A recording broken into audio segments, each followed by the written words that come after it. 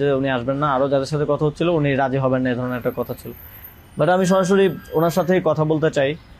আহ, এবং তখন হচ্ছে ওই শামীম ভাই আমাকে ওনার বর্তমান যে এপিএস সাব্বির ভাইয়ের নাম্বার দেন।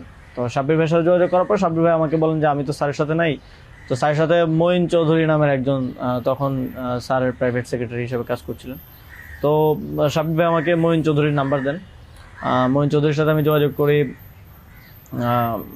2 তারিখ কি 3 তারিখ হবে, এবং ওনার সাথে আমার কথা হয়। এবং উনি তখন বলছিলেন যে স্যারের একটা ছোট সার্জারি আছে।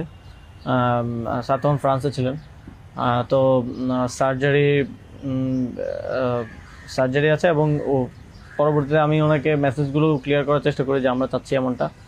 তো উনি স্যারের সাথে কথা বলেন, স্যার আমাদেরকে পরে একটা মেসেজ পাঠান যে তোমরা যেটা করতেছো আমি তোমাদের সাথে আছি আর কি।